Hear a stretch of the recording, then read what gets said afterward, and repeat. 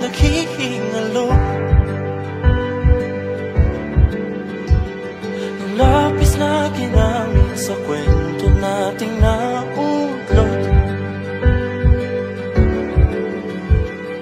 Bawat buklat ng aklat binabalikan, mga liham na ang laman, ligayang dala. Ikaw lang ang may akda sa lahat ng pahinang sinulat ng tadhana. Ikaw at ikaw pa rin ang yugtong paulit-ulit kong babalik-balikan. Sigaw ay ikaw pa rin. Patuloy kong panghawakan ang iyong mga salitang hindi na nakikita sa tingin ng iyong mga mata. Ngunit kung sarado na ang puso sa nadarama, pwede bang isipin mo kung bakit tayo nagsimula? Ating katotohanan ay naging isang nobelang winakasan ng pagtutudang di na nalabanan. Nais na maramdaman muli kung paano isulat ang pangalan mo.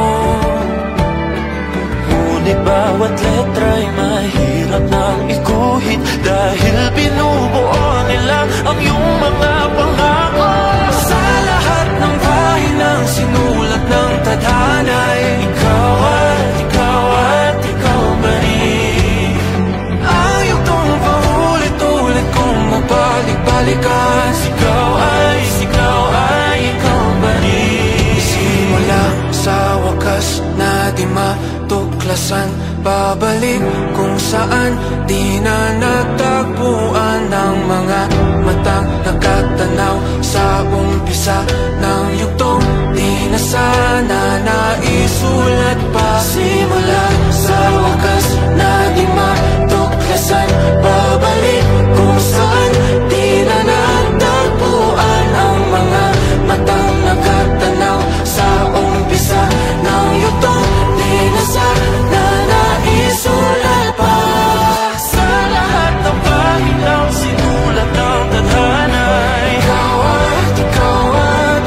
pa rin ang yugtong paulit-ulit kong babalik-balikan. Sigaw ay ikaw pa rin. Patuloy kong panghahawakan ang iyong mga salita, di na nakikita sa tingin ng iyong mga mata. Ngunit kung sarado na ang puso sa nadarama, pwede bang isipin mo kung bakit tayo nagsimula? Na di matuklasan, babalik ikaw pa rin ang mga matang nakatanaw sa umpisa ng yugtong. Sigaw ay